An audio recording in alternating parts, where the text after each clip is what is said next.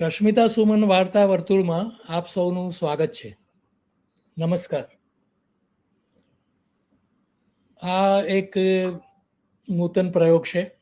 પ્રશ્નોત્તર એનું નામ છે, આપ સૌ જાણો છો એમ.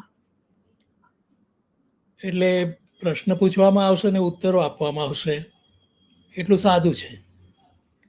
પણ એની વિશેષતા એ છે કે કોઈ પણ પ્રકારનો પ્રશ્ન પૂછી શકાશે સાહિત્ય વિશેનો. આપણા સાહિત્ય વિશે, ભારતીય સાહિત્ય, વિશ્વ સાહિત્ય વિશે, સાહિત્યના અધ્યયન કે અધ્યાપન વિશે, રુચિના ઘડતર વિશે, વાચન રસ વિશે, કોઈ પણ. એમાં પ્રશ્નકર્તા આજે સાગર શાહ છે. આપ સૌ જાણો છો તેમ એ વાર્તાકાર છે અને મને ખબર નથી કે મને કયા પ્રશ્નો કરવાના છે. કદાચ એમને પણ બહુ ઓછી ખબર છે કે પોતે શું પ્રશ્નો કરવાના છે, અને હું શું ઉત્તરો આપીશ તેની તો મને કશી જ ખબર નથી. એટલે એવી પૂર્વાપર જે સાવ જ શૂન્ય કહી શકાય એવી પરિસ્થિતિમાં જોઈએ કે આ પ્રયોગ કેટલો સફળ થાય છે. તો હું સાગર શાહને વિનંતી કરું કે પ્રશ્નો શરૂ કરે અને હું ઉત્તરો આપું. નમસ્તે આદરણીય સુમનભાઈ અને હાજર સૌ મિત્રો. સૌથી પહેલા તો હું એ કહી દઉં સુમનભાઈ કે જે પહેલા આપણે ફર્સ્ટ મંગલાચરણ જેવું કરીએ એની જેમ એટલું કહી દઉં કે તમને હું આપણી ભાષાના બહુ મોટા ગજાના વિદ્વાન માનું છું અને તમે મારા બહુ ગમતા વાર્તાકાર છો. એટલે આ એક અવસર મારા માટે એક ધન્ય ઘડી જેવો છે કે જ્યારે હું તમને સીધા સવાલો પૂછી શકું. બીજી બાજુથી એવું પણ છે કે હું તમને ઘણીવાર મળ્યો છું, આપણે ઘણું મળતા રહીએ છીએ, એટલે આવા પ્રશ્નો મેં તમને અનેક વાર પૂછ્યા છે. ક્યારે મળ્યા હોઈએ મને એવું યાદ નથી કે મેં તમને કશો પ્રશ્ન કર્યો ના હોય અને તમે તમારી રીતનો ઉત્તર ના આપ્યો હોય. એટલે એક રીતે મને એવું પણ થાય છે કે આ આપણી અંગત ગોષ્ઠી ક્યાંક લોકો સુધી આમ એક લાઈવ જઈ રહી છે અને એ રીતે જ એને ટ્રીટ કરવું મને ગમશે. અને એટલે જ હું આપણે જે અંગત સંવાદો થયા છે અને એમાં તમારા જે વિચાર બિંદુઓ ઝર્યા છે, રાઈટ, તો એમાંથી હું કશુંક આપણા અંગત સંવાદમાંથી કશુંક પકડીને હું કશાક એવા સવાલો કરવા માંગુ છું. સારી વાત કે છે. જેના જવાબ તમે આપશો અને મને લાગે છે કે સૌને મજા પડશે એ રીતે. આઈ હોપ મારો અવાજ તમને બરાબર સંભળાય છે. સંભળાય છે, સંભળાય. Okay sir. એટલે શરૂ કરું પ્રશ્નો પૂછવાનું. હમણાં આપણે સર એકવાર કશાક કાર્યક્રમમાં ગયા હતા અને પાછા આવતા હતા. તમારો જે શબરી ટાવરનો 8મો માળ જે તમારી વાર્તાઓમાં વારંવાર આવે છે, તો શબરી ટાવરમાં આપણે પાછા આવતા હતા ને કંઈક વાત કરતા હતા ત્યારે તમે એક બહુ સરસ વાત મને કરેલી કે આપણે સાગર બુદ્ધિજીવી નથી, આપણે સર્જક છીએ. એટલે જે બુદ્ધિજીવીઓને ના ખબર પડે ને આપણને ખબર પડી જતી હોય છે. બરાબર. તો મારો એ પ્રશ્ન છે કે આ સર્જક અને બુદ્ધિજીવીની જે જીવન દૃષ્ટિમાં તમને શું ફેર લાગે છે એવો? એટલે બુદ્ધિજીવી વ્યક્તિઓ જે હોય છે ને એ એનું શીર્ષક જ બતાવે છે એમ બુદ્ધિથી જીવતા હોય છે. એટલે એમની પાસે તાર્કિકતા હોય છે, એમની પાસે રિઝનિંગ પાવર હોય છે, ખૂબ ચિંતન કરી શકે છે, ઘણી વસ્તુઓને ફિલોસોફાઇઝ કરી શકે છે, બધું બરાબર છે. But do they create something એ પ્રશ્ન છે. એટલે ક્રિએટિવિટીને એટલે કે સર્જકતાને બુદ્ધિની જરૂર ન પડે એવું નથી. એટલે સર્જક બુદ્ધિજીવી પણ હોઈ શકે છે, પણ બુદ્ધિજીવી સર્જક હોય કે કેમ એને વિશે મને થોડી શંકા હતી, એટલા માટે મેં એ વાત કરેલી. પણ બુદ્ધિ તો પોતાની ભૂમિકા ભજવે જ છે, દરેક વખતે ભજવે છે. અને એનામાં સર્જકમાં હંમેશા એ તકેદારી હશે, સાવધાની હશે કે બુદ્ધિને કેટલી એન્ટ્રી આપવી. કેમ કે બુદ્ધિને જો વધુ ને વધુ પ્રવેશ આપવામાં આવશે તો આખી વસ્તુ બદલાઈ જશે.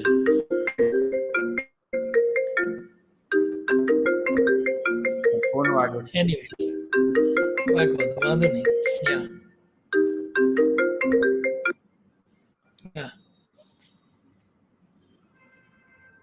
એટલે બીજો સવાલ શું છે? બીજો સવાલ સર એવો છે મારો કે આપણને આમ ઘણીવાર આપણી ચર્ચાઓ થઈ છે કે આપણે સાહિત્ય વિશે કે સાહિત્યના ભવિષ્ય વિશે કે આપણને મને પોતાને તો એટલીસ્ટ ઘણી ફરિયાદો હોય છે કે આ નથી થતું ને આ નથી થતું, બધું આ નથી થતું ને આંકડાઓ એવું કહે છે કે સાહિત્યના પ્રકાશનો વધ્યા છે, પ્રકાશકો વધ્યા છે. પછી ઘણીવાર અમદાવાદ જેવા શહેરમાં એક સાથે 4 કાર્યક્રમો હોય છે સાહિત્યના, એક જ દિવસે એક જ સમયે. બીજી બાજુ સામયિકો છે આટલા બધા, પ્રોફેસરો પણ અગાઉ હતા એના કરતા ઘણા વધારે છે ગુજરાતી સાહિત્યની કોલેજો પણ વધી જશે, વિદ્યાર્થીઓ પણ વધ્યા હશે. એટલે આંકડા તો બધું જ એવું સજેસ્ટ કરે છે કે ગુજરાતી સાહિત્ય ખરેખર આમ વિકસી રહ્યું છે, ફૂલી ફાલી રહ્યું છે, કશું ક્યાંય પ્રોબ્લેમ નથી, પરિસંવાદો થાય છે, બધું જ બરાબર જ છે. તો સર આપણને શું કામ આટલા બધા દુખાવા કેમ છે, આપણને કેમ વાંધા પડે છે આખી પરિસ્થિતિમાં? આપણો વાંધો છે શું? એટલે જેને દુખાવો થતો હોય, તને કે મને કે કોઈને પણ, તો એની વિશેષતા છે અથવા તો એનો દોષ છે, એનો વાંક છે એવું કહેવાય. હસવા માટે કહું છું. પણ પ્રસરણ ઘણું છે આજકાલ સાહિત્યનું. એટલે કોલેજોમાં ગુજરાતી વિષય ભણાવનારા, ગુજરાતી વિષય લેનારા વગેરે અને ચારે બાજુ કાર્યક્રમો, સામયિકો, સ્વપ્રકાશિત સામયિકો સોશિયલ મીડિયામાં, આમ ઘણું બધું બની રહ્યું છે. હવે આ પ્રસરણમાં જો તમે ગુણવત્તા શોધવા જાઓ તો ન મળે એવું તો નથી, પણ જેટલી માત્રામાં મળવી જોઈએ એટલી માત્રામાં નહીં મળે. એટલે જે લોકોને દુઃખ થઈ રહ્યું છે કે આ શું થઈ રહ્યું છે, આ બરાબર નથી, તો એ લોકોએ એક કરેક્શન પોતાની જાત સાથે જોડવાની જરૂર છે કે પ્રસરણ છે તેથી એમાં ગુણવત્તા અમુકથી વધારે ન હોઈ શકે, ગુણવત્તાનું સ્વરૂપ પણ અમુકથી વધારે ન હોઈ શકે. આ જો સમજીને ચાલીએ તો બહુ વાંધો આવે એવું નથી. અલબત્ત પ્રસરણનો અર્થ જ એવો કે જો આ જ પ્રકારે પ્રસર્યા કરશે તો શું થશે એમ. એટલે ધોવાઈને પછી કેટલું ધોવાઈ જાય એવું બધું બને, તો એ એક ચિંતા છે. એ ચિંતા બહુ વાજબી છે. એટલે પ્રસરણને કોઈક જગ્યાએ રોકવું પડે, એને નિયંત્રણમાં લેવું પડે. એ નિયંત્રણ અત્યારે આપણે ત્યાં હાજર નથી. નિયંત્રણ કરનાર જે વ્યક્તિઓ છે, સમીક્ષકો કે નીવડેલા અધ્યાપકો, એ લોકો નિયંત્રણમાં નથી લઈ શકતા આખી પરિસ્થિતિને. બહુ સીધી વાત છે, કેમ કે એના પણ ઘણા બધા કારણો છે.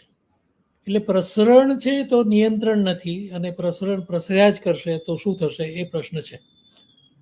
એવો હું ચોક્કસ અભિપ્રાય ધરાવું છું. તો એ મારો નેક્સ્ટ ક્વેશ્ચન એ પ્રકારનો છે કે વિવેચન નથી તો શું કામ નથી? એનું કારણ શું? વિવેચકો હતા એક સમયે, તમે હતા, ચંદ્રકાંત ટોપીવાળા, શીર્ષ પંચાલ, પછી ભરત મહેતા, શરીફા વીજળીવાળા, આ બધા જે પ્રસિદ્ધ નામો છે એ હું ગણાવી રહ્યો છું. પણ તો વિવેચન કેમ નથી થતું? તમને શું લાગે છે એનું કારણ? એટલે વિવેચનને માટેની જેને જરૂરિયાત લાગતી હોય એ વ્યક્તિઓ તો વિવેચન કરશે જ. અને જે નામો લીધા એ લોકો કોઈને કોઈ પ્રકારે કંઈ ને કંઈ વિવેચન કરતા હોય છે. પણ જે સર્જાતું સાહિત્ય છે ને, એનું વિવેચન, એટલે જે પ્રસરણની સાથે જોડાયેલું છે આખી પ્રવૃત્તિ, એની સમીક્ષા, જો ન થાય તો તકલીફ થવાની છે. હવે એ કેમ નથી થતું એ અંગત પ્રશ્ન છે. દાખલા તરીકે મને એવું નથી લાગતું કે મારે આ રીતે આ આખા પરિદ્રશ્યને વિશે કંઈ ને કંઈ કહેવું જોઈએ. શું કરવા કહેવું જોઈએ? અને કહેવું તો આવું હું કહી શકું સર્વસામાન્યપણે કે ભાઈ પ્રસરી રહ્યું છે, ગુણવત્તા ઓછી છે, વગેરે વગેરે. વ્યક્તિઓમાં વિવેચન સહન કરવાની તાકાત છે કે કેમ એ પણ પ્રશ્ન છે આજે. એટલે પણ વિવેચકો સંકોચાઈ ગયા હોય અથવા તો વિવેચન કરવાનું પસંદ ન કરે વગેરે એક આખો સાહિત્યના સમાજનો પ્રશ્ન બની જાય છે. સાહિત્યિક સમાજનો પ્રશ્ન, સાહિત્યિક સંસ્કૃતિનો પ્રશ્ન બની જાય છે. અને એ રીતે એમાં ઘણા બધા બીજા નાના નાના મુદ્દાઓ દાખલ થાય છે. એની ચર્ચામાં અત્યારે ન જઈએ આપણે. પણ આ વાત છે, કેમ નથી એ સર્જન છે તો કેમ નથી વિવેચન, એ પ્રશ્ન વેલિડ છે. પણ એનો જવાબ જ એ છે કે જો કોઈને કરવું હશે તો કરશે, ન કરવું હોય તો ન કરી શકે, કેમ કે એની પર ફરજ નથી પાડી શકાતી. વિવેચનના સામયિકો હતા ત્યારે ખાસું વિવેચન ચાલતું હતું, ગ્રંથ હતું, પ્રત્યક્ષ હતું.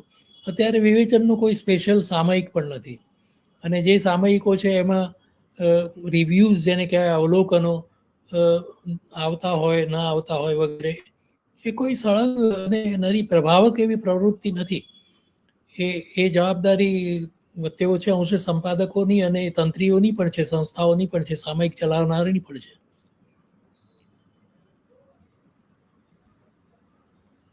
બિલકુલ સર. યા એટલે તમે એક સમયે જ્યારે પ્રવૃત્તિશીલ થયા ત્યારે મને ખ્યાલ છે કે તમે તમારા ગાઈડ હતા મોહનભાઈ પટેલ, હું નામ યા ભૂલતો હોઉં તો. એટલે હા એ જો આપણે સાહિત્યમાં પેલા યુગની રીતે એમનું મૂકતા હોઈએ તો એ ગાંધી યુગમાં આવે. અને એમનું પ્રદાન મુખ્યત્વે એવું નથી, આપણે do not want to limit him, પણ મારો કહેવાનો અર્થ એ છે કે તમે ગાંધી યુગના વિદ્વાનોથી લઈને હવે છેક આધુનિકતાનું જે આખું તમે એક પ્રચંડ આંદોલન જેવું ગુજરાતી સાહિત્યમાં સર્જાયું એના તો તમે સંપૂર્ણ સાક્ષી રહ્યા. અને હવે જે આપણે જેને પોસ્ટ મોડર્ન અથવા આધુનિક યુગ કહીએ છીએ, આ તો એક સગવડ ખાતર કહીએ છીએ, આ એક બ્રોડ એક આપણી સમજ છે. પણ તમારી કારકિર્દી, મારો કહેવાનો અર્થ કે 60 વર્ષથી કદાચ એકાદ 2 વર્ષ આઘું પાછું એવી હશે, પણ 6 દાયકાની તમારી કારકિર્દી, તો ત્યારને અત્યારમાં તમને કેવો ફેર લાગે છે? અથવા તો તમે કહો છો કે વિવેચન એ વખતે પણ કંઈ એવું તો નહીં હોય કે બધું વિવેચન 50,000 લોકો વાંચતા હશે કે વિવેચન બહુ બધા લોકો વિવેચન કરતા હશે, તો આજે પણ નથી કદાચ એમ, તો પણ એવો તમને કોઈ ડ્રાસ્ટિક ડિફરન્સ લાગે છે ખરો એ બે સાહિત્યિક એટલે પરિદૃશ્યો? ડિફરન્સ આ જ દેખાય છે, જેને આપણે આપણી નજરે ચડે એવો તફાવત આ છે કે અત્યારે વિવેચન છે જ નહીં, એમ ઓલમોસ્ટ નથી એમ પણ કહી શકાય. અલબત્ત નાનું મોટું નથી થતું એવું પણ નહીં કહેવાય, પણ સર્વસામાન્ય જે છાપ અથવા તો સર્વસામાન્ય જે પ્રભાવ એનો વર્તાવો જોઈએ તે નથી વર્તાતો. જ્યારે આધુનિકતામાં, એટલે કે સુરેશ જોશીથી શરૂ થયેલી જે આખી વિવેચન પ્રવૃત્તિ, એનો એક ક્ષિતિજ વિસ્તાર વિદેશ સાથે જોડાયેલો હતો. જેવું આવડે એવું બધાઓએ એ સિદ્ધાંતોને આપણે ત્યાં મૂકવાની કોશિશ કરી હતી. અને બીજી બાજુથી જે પરંપરા હતી એમાં જે કંઈ બની રહ્યું છે એ કઈ રીતે કળાને, સૌંદર્યને સિદ્ધ કરે છે કે નથી કરી શકતું એની ચિંતા હતી. અને એ ભૂમિકા પર ઘણા વિવેચનો થયા છે. એટલે વિવેચને એ કામ બહુ સારી રીતે કર્યું છે. અત્યારે પરંપરાનું કોઈ વિવેચન નથી. હું તો એટલે સુધી કહું કે આધુનિકતા યુગ છે એવું જો આપણે સ્વીકારીએ છીએ, ચાલો, તો તમે આધુનિક યુગનું વિવેચન કરો ને, તમારી આગળ જે થઈ ગયા છે તેનું. એટલે હું કહું કે મારું વિવેચન કરો ને, તમે શું કરવા નથી કરતા, મારી ટીકા ટિપ્પણી કરો સરસ રીતે. તો એ સ્પિરિટ જ નથી રહ્યો અત્યારે, એ સ્પિરિટ જ નથી. એટલે મોટો તફાવત સ્પિરિટનો છે જોવા જઈએ તો. Okay sir. ના સર, સારું, હું સાંભળું છું ને મેં તમે કહ્યું એમ અગાઉથી પ્રશ્નો નક્કી કર્યા નથી, એટલે આપણું જે આ આદાન પ્રદાન ચાલી રહ્યું છે એમાંથી હું ક્યાંક કશુંક વણવા મથું છું અને જોવા મથું છું. પણ એકવાર સર મને યાદ છે, કોકને એવું લાગે કે આમ હું અત્યારે એકદમ ડાયો ડમરો થઈને તમારી સાથે બેઠો છું તો હંમેશા આવી રીતે ચર્ચા કરતો હોઈશ. પણ આપણે પણ સાહિત્યિક વાદ વિવાદ ઘણા થયા છે, એટલે મોટે ભાગે આપણા વિવાદ સાહિત્યિક કક્ષાએ જ રહ્યા છે અને એમાં અસંમતિ ને પછી મોટે ભાગે એવું બન્યું છે કે મારે તમારી સાથે સંમત થવું પડ્યું હોય તમારા તર્કને લીધે અને તમારી દલીલમાં રહેલા જોરને લીધે. મને યાદ આવે છે સર એવો એક પ્રસંગ કે જ્યારે તમે થોડા મારા પર ગિન્નાયેલા કે એક ઈમેલમાં મારે વાત થઈ હતી અને મેં તમને કંઈક તમે લખ્યું હતું, કોઈક આઈ થિંક કોઈક લુઈ ગ્લુક વિશે કદાચ લખેલું, અને મેં એવું કહ્યું હતું કે તમે ગુજરાતી ભાષાની કવિત્રી વિશે કેમ નથી લખતા, કવિઓ વિશે કેમ નથી લખતા. અને પછી મેં એમાં કંઈક આવું વિધાન ઉમેરેલું જે સુરેશ જોશી માટે કહેવાય છે કે સુરેશ જોશીને જો પન્નાલાલે પોતાની કૃતિઓ આ મળેલા જીવ ને માનવીની ભવાઈ સ્પેનિશમાં લખાઈ હોત તો સુરેશ જોશી એને વધાવી હોત. અને મને યાદ છે કે તમે બહુ અકળાયેલા, મને સમજાય છે તમારી અકળામણ કોઈક રીતે, પણ તમારું શું માનવું છે કે આ પ્રકારનું જે એક કોઈ પણ વિવેચક પાસેથી આપણે જે આવી અપેક્ષાઓ રાખીએ છીએ કે, અને આવી રીતે સુરેશ જોશી પાસેથી જ્યારે આવી અપેક્ષા રાખવામાં આવે છે તો તમારો સર શું રિસ્પોન્સ હોય છે આ પ્રકારના વિધાનો અંગે? એટલે એ એક પ્રકારની વાક ચાતુરી છે, બીજું કશું છે નહીં. કે સ્પેનિશમાં લખાયું હોત તો તમે એને ચાહવા માંડ્યા હોત, એ કટાક્ષ કરવા માંગે છે કે તમે વિદેશી એવું છાપ જેના પર હોય તેને જ વાંચો છો ને તેની જ વાત કરો છો. એવું નથી. સુરેશ જોશીએ ઘણી બધી આપણી રચનાઓની અને ભારતમાં જે કંઈ પુરા કાળે થઈ રવિન્દ્રનાથથી માંડીને બધું એમને બધું ખબર છે અને એમને જ્યારે જ્યારે ઠીક લાગ્યું ત્યારે કહ્યું જ છે. એટલે આવી રીતે વાત કરવી એ આમ હસી મજાકની રીતે સારું લાગે છે, પણ એમાં કશી તાર્કિકતા નથી, એમાં કશી સાચો પ્રશ્ન કરતા આવો સવાલ જ ન કરે ખરેખર તો. પણ મજાક માટે એવું કહી શકાય. તો એનો મજાકમાં જવાબ એ છે કે એમને સ્પેનિશ ગમ્યું હોત તો એમને સ્પેનિશ શીખવાની કોશિશ કરી હોત, પછી વાંચ્યું હોત અને આમ થયું હોત તેમ હોય તો એવો જવાબ આપી દેવાય, બીજું શું. તેથી શું, બંનેના પ્રશ્ન અને ઉત્તરથી કોઈ પણ પ્રકારનો લાભ થતો, ફળ શું એ પ્રકારની ચર્ચાનું, એ પ્રકારના પ્રશ્નોત્તરનું કોઈ ફલિત જ નથી. હસી મજાક, બીજું કશું નહીં. એટલે ત્યાં દાદાએ પૂછ્યું, કોઈ પૂછ્યું હોય, ડઝન્ટ મેટર. ના, વાત એ રીતે પણ મને સુમનભાઈ એ સાચી લાગે છે કે તમે એમનામાંથી જ કેમ જવાબદારી નાખો છો કે એમણે જ ગુજરાતી ભાષાની સારી કૃતિઓ વિશે આ રીતે જ વાત કરવાની, તમે જે રીતે ઈચ્છો એ રીતે જ વાત કરે કોઈ માણસ, એવું તો કેવી રીતે બની શકે? એટલે એમાં પણ છે ને એક પ્રકારનું રોમેન્ટિક એટીટ્યુડ જ છે. ઘરના માણસને પેલા મુખ્યને કહેવામાં આવે ને કે ભાઈ અમે તો નથી કમાઈ શકતા, તમે કેમ નથી કમાતા, લઈ આવો ને, એના જેવું છે. એટલે આ રીતે વાત ન કરાય કોઈ દિવસ સાહિત્યની. સાહિત્યની કોઈ ચર્ચા જ ન કરી શકાય ખરેખર તો એવું છે. પણ આપણે તો આ પ્રકારના ગોસિપ બહુ જ ચાલે છે, ગપ્પાબાજી જ કહેવાય મારી દ્રષ્ટિએ તો. એટલે આપણે મળ્યા હોય ત્યારે એકબીજા સાથે આવી રીતે હસી મજાક કરીએ એ સારી વસ્તુ છે, પણ એનું પણ કોઈ ફલિત નથી એમ, એનાથી કશું જ ફળ નહીં મળે. આપણા વિવેચકો પણ સર અત્યારે ઘણીવાર રેટોરિકમાં જતા રહે છે સર, અને અભિપ્રાયો બહુ જ વેરતા હોય છે. એટલે સાચી વાત શું છે, સાચી વાત એ છે કે વિવેચનને તર્કની જરૂર છે.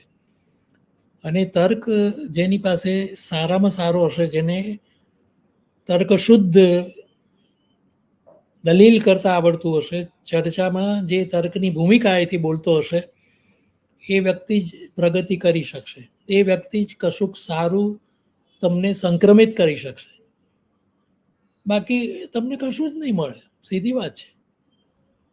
એટલે સર્જનની પ્રવૃત્તિથી આ બીજા છેડાની પ્રવૃત્તિ આ અર્થમાં છે કે તાર્કિક ભૂમિકાએ વાત કરો, ઓબ્જેક્ટિવ બનીને વાત કરો, સબ્જેક્ટિવિટીની અંદર ન આવવા દો, તમારા ગમા અણગમાની અંદર ન આવવા દો, તમારા સગા વાલાઓને અંદર ન આવવા દો, વગેરે વગેરે. હું વિસ્તારથી એટલા માટે નથી કહેતો કે તારી પાસે બીજા પણ પ્રશ્નો છે, જાણી જોઈને હું બ્રેક કરું છું. બિલકુલ સર. Yeah. મને તમારું સર વિઝ્યુઅલ થોડું બ્લોક થઈ રહ્યું એવું લાગે છે. તમને મારો અવાજ બરાબર સંભળાય છે? બધું બરાબર સંભળાય છે, કોઈ પ્રશ્ન નથી.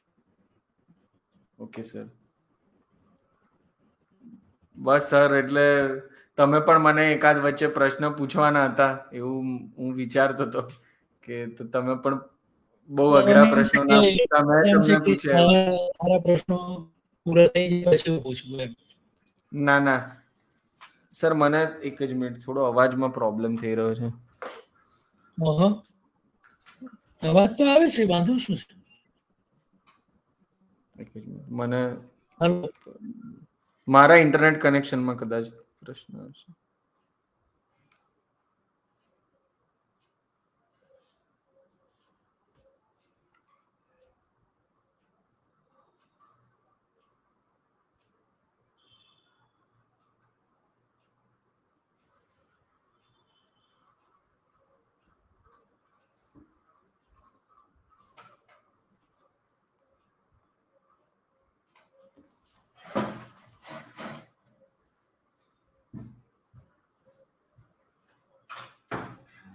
તમારો ડેટા પતી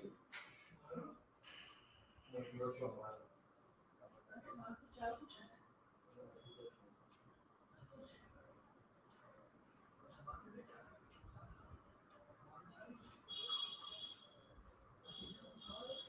સર, મારામાં આવતું જ નથી.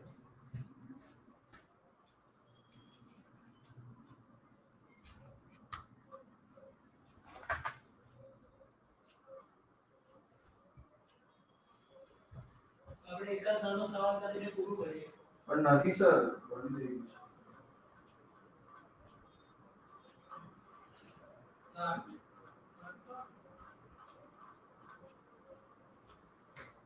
હું નથી કરતો.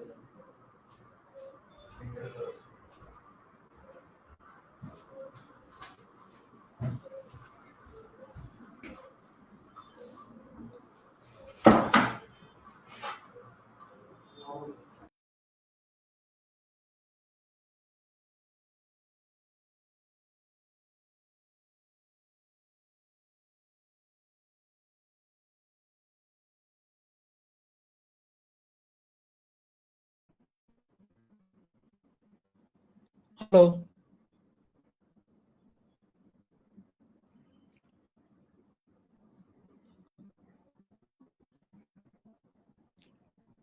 તો થોડી મુશ્કેલી ઊભી થઈ છે ટેકનિકલ, થોડીક વારમાં સોલ્વ થઈ જશે એવી આશા રાખું છું.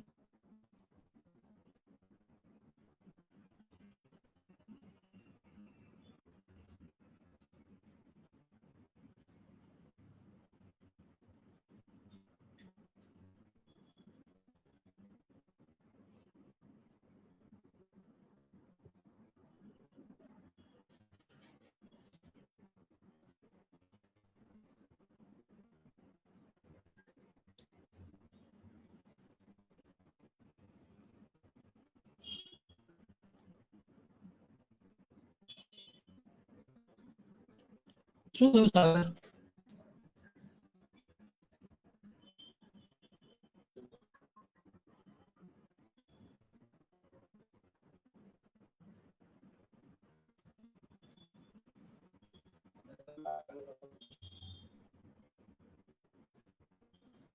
પછી એક બે સવાલ પૂરું કરીએ.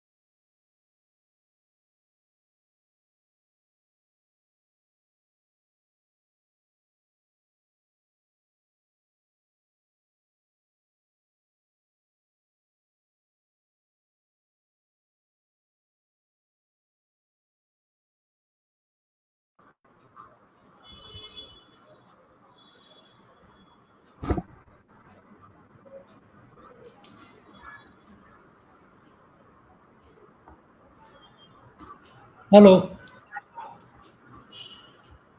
મિત્રો, થોડી તકલીફ પડી. હું પૂછું છું સર સવાલ. જે મિત્રોના પ્રશ્નો વંચાય છે અહીંયા એ આ કાર્યક્રમ પૂરો થયા પછી જવાબો આપશું. શું સવાલ છે સાગર આગળ? Yes sir. બસ સર, હમણાં મારે કોઈ એવો આ ફ્રી ફ્લોઈંગ કોન્વર્ઝેશનમાં મેં કશું નક્કી નથી કરી રાખ્યું, પણ બસ સર મને ઘણી વાર વિચાર આવતો હતો કે હું હમણાં સુરેશ જોશીનું ઇંગ્લિશમાં અનુવાદ કરવા પ્રયાસ કરતો હતો એમના કાવ્યનો, અને શું કહેવાય, કેટલીક એમના નિબંધોમાં પણ કેટલાક ગદ્ય કાવ્યો છે. આપણે એવું માનીએ છીએ, તમે પણ ઘણીવાર એવું કહ્યું છે કે અનુવાદ એક પાસવર્ડ છે આદાન પ્રદાનનો, સાહિત્યિક આદાન પ્રદાનનો વિશ્વ સાથેના. તો પરંતુ હું ખરેખર સાશંક છું એમ કે આ ગુજરાતી સાહિત્યનો આપણે અંગ્રેજી અનુવાદ કરીએ સારી વાત છે, પણ એ અનુવાદ થઈ શકે ખરો કે પહોંચી શકે ખરું જે આપણે જે સુરેશ જોશીને જે આપણે માણ્યા છે કે જાણ્યા છે એ કઈ રીતે થઈ શકે? એટલે અનુવાદની પોતાની એક મર્યાદા હોય છે હંમેશા, કોઈ પણ અનુવાદની. એટલે અનુવાદકની જે પોતાની શક્તિ છે એના ઉપર ઘણો બધો મદાર એનો રહેશે. કેટલીક વસ્તુઓ અનનુવાદ્ય છે. દાખલા તરીકે અમુક પ્રકારના કાવ્યો અથવા તો જેમાં તળપદ ઘણું બધું જો હોય તો એને તમે બીજી ભાષામાં નહીં મૂકી શકો. એ મર્યાદાઓ સ્વીકારી લેવાની હોય અને એવી રચનાઓનો અનુવાદ કરવાની કોશિશ કરવાનો કોઈ અર્થ જ નથી રહેતો. એટલે સુરેશ જોશીના અનુવાદ ધારો કે કોઈ વ્યક્તિ કરે છે અથવા તો તું કરું છું, તો એની એક ચોક્કસ ફ્લેવર તો આવવાની જ છે, કોઈ પ્રશ્ન નથી. પણ એ અંગ્રેજી ભાષાની પોતાની ફ્લેવર હશે ને એમાં સુરેશ જોશી તમને દેખાશે. એટલે કસોટી તો એ છે કે સુરેશ જોશી જો અંગ્રેજીમાં લખે, આની આ વાત તો કેવી રીતે લખે, એમ આપણે વિચારવું જોઈએ. અને એટલી હદે આપણે અનુવાદને સારો જો બનાવી શકીએ, સંતુલિત બનાવી શકીએ, તો કશુંક ફળ આવે. પણ એનો અર્થ એ નથી કે અનુવાદ ન જ કરવા, એમ અનુવાદ કરવા જ જોઈએ. એના પરિણામની ચિંતા કર્યા વિના તો જ એક ભાષામાંથી બીજી ભાષામાં જઈ શકાશે, બીજીમાંથી ત્રીજીમાં જઈ શકાશે. ગુજરાતી સાહિત્યે કેટલા બધા સાહિત્યકારોનો અનુવાદ કર્યા છે. ભારતીય તો ખરા જ, પણ વિદેશી પણ ઘણા બધા. એના નામો ગણવા બેસીએ તો ઘણો સમય જાય. પણ આપણું સાહિત્ય આપણે અનુવાદિત કરીને મૂકીએ એ પ્રવૃત્તિ ખાસ ખીલી નથી. એટલે મેં તો કહ્યું છે કે દરેક યુનિવર્સિટીમાં એનું સ્પેશિયલ ડિપાર્ટમેન્ટ હોવું જોઈએ, ડિપાર્ટમેન્ટ ઓફ ટ્રાન્સલેશન, જ્યાં સિદ્ધાંત એના શીખવાય, એના પ્રયોગો, એની વાતો, એના વર્કશોપ વગેરે વગેરે. પણ એ જ્યારે થશે ત્યારે, અત્યારે તો આપણે આવું કહી શકીએ, બીજું કશું કરી શકાતું નથી. એક બીજી અમારી ફરિયાદ અમારા મિત્રોની એવી રહી છે કે આધુનિકતાવાદનું જે સાહિત્ય ગણાય છે, આપણે આધુનિકતાવાદ શબ્દ આ એક મુવમેન્ટને કારણે વાપરતા થઈ ગયા. બાકી આપણે બ્રોડલી કહીએ તો 60, 70 અને 80 ના દશકામાં જે આપણા સાહિત્યમાં પ્રયોગો થયા બહુ અલગ પ્રકારના હતા. અને હું પોતે એ પ્રકારની જે શિશ્રુક્ષા હતી એ વખતે સર્જકોની, એકદમ પાવરફુલ વર્ક ઘણા થયા બધા ક્ષેત્રે, કવિતાના ક્ષેત્રે, વાર્તાના ક્ષેત્રે, નાટકના ક્ષેત્રે જે એબ્સર્ડના પણ પ્રયોગો થયા. કોક રીતે સુમનભાઈ એવું વલણ જોવા મળે છે કે આધુનિકતાવાદને એનો ટાઈમ પૂરો થઈ ગયો, એ ટાઈમ જતો રહ્યો, કે એ ટાઈમ એ ભૂલોઈ જાઓ આધુનિકતાને, એમાં બધું અઘરું થયું. આ જે વલણ જોવા મળે છે એનાથી એક પ્રકારનું દુઃખ થાય છે. તમે કહો છો આજે કે તમે આધુનિકતાવાદને હજી તો આધુનિકતાવાદને જ બરાબર સમજ્યા નથી, કે એને સમજ્યા કરતા બી એને જ તમે એનું યોગ્ય મૂલ્યાંકન નથી થયું, એનું યોગ્ય વિવેચન હજી પણ અધૂરું લાગે છે આપણને. એટલે એ હમણાં જ મેં એક જગ્યાએ કહ્યું કે આ વર્ગમાં શીખવવા માટેની વસ્તુ છે. કોઈ પણ વાદ કે કોઈ પણ વિચાર, દાખલા તરીકે ગાંધીવાદ તમારે શીખવવાનો હોય, તમારા અભ્યાસક્રમમાં હોય કોઈ જગ્યાએ, તો તમે શું કરો? બરાબર છે, આ માણસ ગાંધીવાદી છે એવું કહી દેતી વખતે આપણે જેમ વિચારવું પડે છે કે ગાંધીજીના કયા લક્ષણો અથવા તો ગાંધી વિચારની શી પ્રભાવકતા એને ઝીલી છે. આવું બધું એક પ્રકારનું સંશોધન કર્યા પછી આપણે એ વ્યક્તિને કહી શકીએ કે આ ગાંધીવાદી છે. એ રીતે કોઈને પણ આધુનિકતાવાદી કે આધુનિક કહેતી વખતે આપણે એવી તપાસ કરીએ છીએ ખરા કે એની સૃષ્ટિમાં આધુનિકતાના કયા તત્વો છે એ તો આપણે શોધતા જ નથી. અનુઆધુનિક હોય તો પણ આપણે શોધતા નથી. આપણે તો અનુઆધુનિક એટલે આધુનિક પછીનું એટલો જ અર્થ કરીને ચાલીએ છીએ. એટલે મારી દ્રષ્ટિએ આપણે ત્યાં આ સંજ્ઞાઓ જે વપરાય છે એનું કોઈ વજૂદ નથી. એવા લેબલો મારવાથી કશો જ ફેર પડતો નથી. ને કોઈ લેખકને આ અનુઆધુનિક છે ને આ આધુનિક છે એમ કહી દેવું એટલે સામાન્ય વ્યવહારમાં વાતચીતમાં બરાબર છે, બાકી આવા લેબલ મારી દેવા એ પણ બહુ ઘાતક છે. જરૂરી નથી. એ એક વાદ વિચારસરણી છે, એક દર્શન છે. આમ જોવા જઈએ તો ને વિશ્વવ્યાપી દર્શન છે. એ દર્શનને તમે કેટલું પામ્યા છો?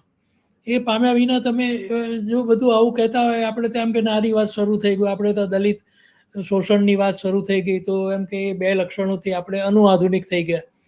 તો શું આધુનિકતામાં અને તે પહેલા આ બે વસ્તુઓ નહોતી? તમે ભાર અત્યારે મૂકો છો એ જુદી વાત છે, પણ એટલામાં કંઈ આધુનિકતા આવી જતી નથી. કહેવાનો મારો મતલબ એ છે. એટલે આટલા લેબલોનું જે તમે કહો છો એમ વજૂદ નથી. લેબલો ઉલટું ઘાતક છે કદાચ. આ શું જરૂર શું છે? કોઈને તમે અનુઆધુનિક કહો છો તેથી ફેર શું પડે છે? શું તમે એની કઈ, મેં તને હમણાં જ કહ્યું એ પ્રમાણે એની સૃષ્ટિમાં કયા તત્વો બતાવો છો જેને અનુઆધુનિકતાના તત્વો કહી શકાય? એટલે એ રીતે એ અભ્યાસનો વિષય છે, સંશોધનનો વિષય છે, અને એ રીતે સંશોધનો થવા જોઈએ, એ રીતે અધ્યયન પણ થવા જોઈએ, એની ના નથી. એટલે હું શું કહેવા માંગુ છું, યુનિવર્સિટીઓનો વિષય છે, એમાં આપણે એટલી બધી પંચાયત કરવાનું કોઈ કારણ નથી. મને એમાં પંચાયત લાગે છે, બીજું કશું લાગતું નથી. બિલકુલ સર. ના એટલે આ ઘણું બધું એવું ચાલતું રહે છે સર, કે જેમાં આવા લેબલ્સ લગાડવામાં આવે, જેમાં જજમેન્ટ્સ, અભિપ્રાયો એને આપણે વિવેચન તરીકે પાસ કરીએ. મને આપણી ચર્ચામાંથી હા સર પ્લીઝ કહો. એટલે એ વિવેચનની સમજ નથી એમ સ્પષ્ટ થાય છે ને. નહીં તો આવું કોઈ કરે જ નહીં, આવું કોઈ બોલે જ નહીં. ને આવા અભિપ્રાયો, અને અભિપ્રાયો કહેવાય, મંતવ્ય પણ ન કહેવાય. હું એવો અભિપ્રાય આપું કે આ માણસ તો મને મોડર્ન લાગે છે, તો એ મારો અભિપ્રાય છે, તેથી શું? અભિપ્રાયને મંતવ્યમાં આધુનિક લાગે છે, તો એવું કહેવાથી અભિપ્રાયને મંતવ્યમાં શું ફેર છે સર? મંતવ્યમાં થોડુંક વધારે ચિંતન કરવામાં આવ્યું છે, થોડીક વધારે તાર્કિક ભૂમિકા સ્વીકારવામાં આવી છે વગેરે. એની માત્રા વધે છે, એ ભૂમિકા વધારે સઘન હોય છે.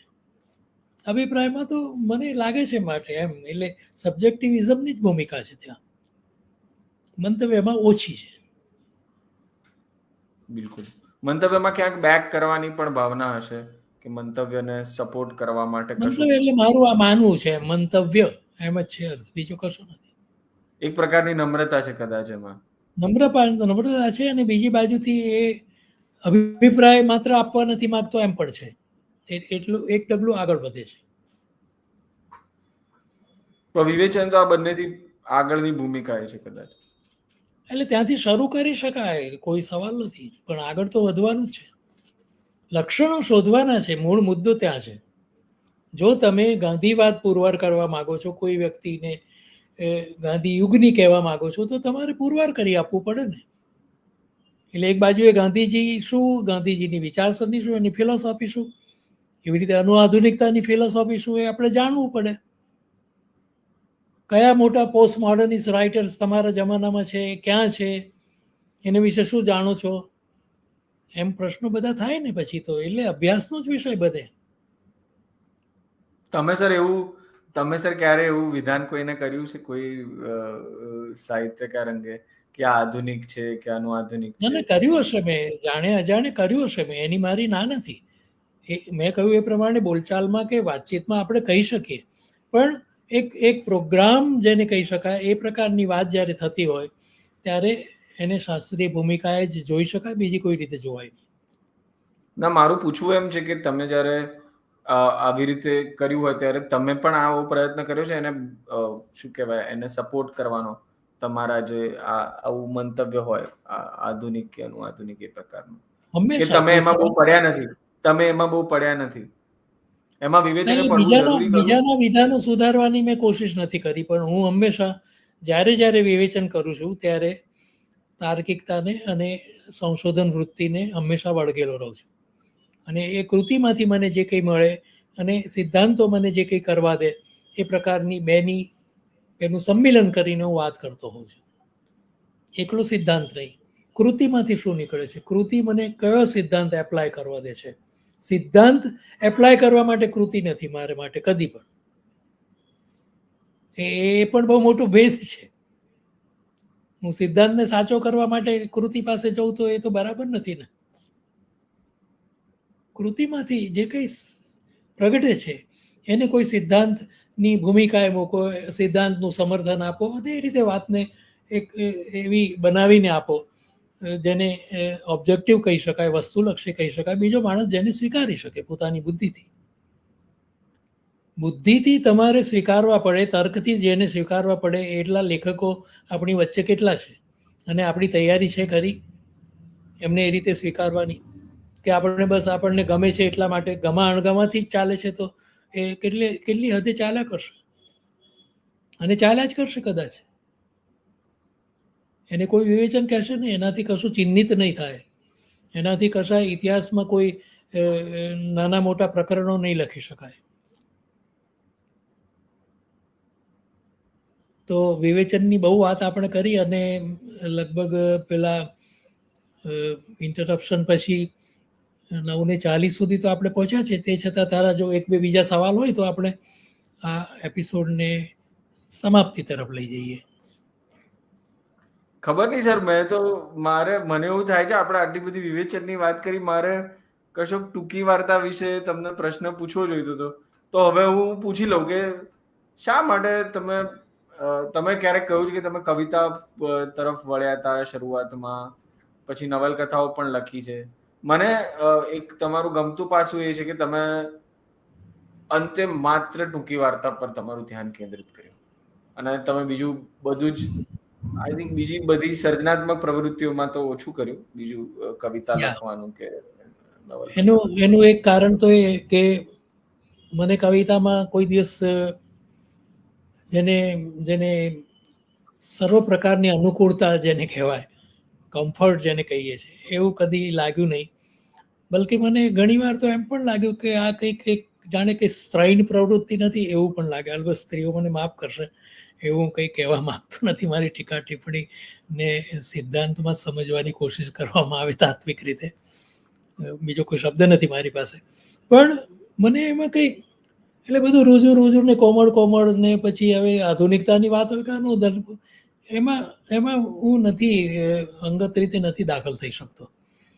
એટલા માટે મેં છોડી દીધું અને નવલકથાઓ લખી, 2 નવલકથાઓ લખી. પછી આજે પણ મને લાગે છે કે નવલકથામાં તમે થોડાક પાત્રો લઈને એના જીવનની કથની કર્યા કરો છો, અને પ્રસંગો પર પ્રસંગો, બનાવો પર બનાવો, પરિસ્થિતિઓ પર પરિસ્થિતિઓને 300-400 પાન સુધી તો તમે પહોંચી જાઓ, અને પછી તમે સમજો કે હવે તો પૂરું કરવું પડશે. તો આ પ્રકારનું જે કોથળો એને કહેવામાં આવે છે ને નવલકથાને, એ સંદર્ભમાં પણ મને એમાં કશી મજા નથી આવતી. માત્ર ટૂંકી વાર્તા જ મારા માટે પડકાર સ્વરૂપ છે કે એક નાના ફલક પર હું કેટલું સારું કામ કરી શકું, કેટલું ઊંડાણ સિદ્ધ કરી શકું, અને એ રીતે મનુષ્યની વાત કરી શકાય. બિલકુલ સર. યા એટલે અચ્છા, મનુષ્યની વાત કરવા માટે તમને સૌથી વધારે અનુરૂપ ફોર્મ ટૂંકી વાર્તા લાગ્યો એમ? ચોક્કસ. બિલકુલ સર. ના એટલે ટૂંકી વાર્તામાં તમારું પ્રદાન પણ બહુ નોંધપાત્ર છે. તમે એના સ્વરૂપ અંગે પણ ઘણો વિચાર કરેલો છે. એટલે બધી રીતે અમને તમારી સૂજો સાફોની પ્રવૃત્તિથી પણ મને લાગે છે કોઈ અજાણ હોય તો હું કહી દઉં કે સુમનભાઈએ સૂજો સાફોની પ્રવૃત્તિ કરી એના અંતર્ગત 50 શિબિર અત્યાર સુધી એમણે ગુજરાતના અલગ અલગ ગામડાઓમાં યોજ્યા છે. મેં હમણાં મારા એક વ્યાખ્યાનમાં કહ્યું કે હું કવિતાને ઇરિયલાઇઝિંગ પ્રિન્સિપલ ગણું છું અને રિયલાઇઝિંગ ગણું છું ફિક્શનને. ત્યારે મેં તરત જ કહ્યું કે હું કવિઓને સલામ કરું છું, મને કોઈ પ્રશ્ન નથી. પણ બેની વચ્ચે જે તફાવત છે આ છે કે આપણે નરી વાસ્તવિકતા સાથે પાણું પાડીએ છીએ, જ્યારે ત્યાં વાસ્તવિકતાને જેટલી ઓગાળી શકાય, જેટલી વાસ્તવિકતાને વધુ ને વધુ અમૂર્તમાં ખેંચી જઈ શકાય અને લય કે કલ્પન પ્રતીક વગેરેથી પાછો ફરી આકાર આપવામાં આવે વગેરે વગેરે જે છે એ બરાબર છે, કશું ખોટું નથી એમાં. પણ મને આ પાયાનો તફાવત લાગ્યો છે અને એને કારણે હું ટૂંકી વાર્તાને વધારે પસંદ કરું છું. અને ત્યારે વાસ્તવિકતા એટલે મારે માટે કોઈ દિવસ સપાટી પરની વાસ્તવિકતા છે જ નહીં.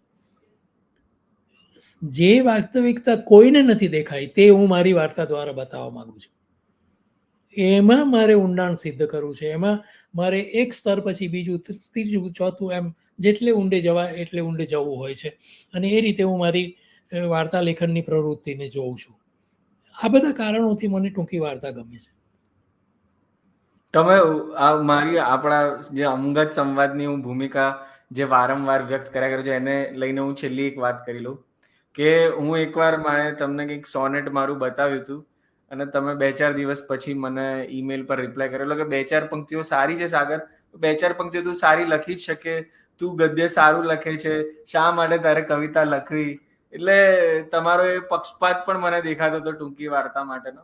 એટલે હવે મારે તને જે સવાલ પૂછવાનો છે ને તે પૂછી લઉં કે વાર્તાઓ તે થોડીક લખી શરૂઆતથી, બહુ સારી કરી અને તારું વાર્તા વાચન તો અદ્ભુત હોય છે, કોઈ પ્રશ્ન જ નથી.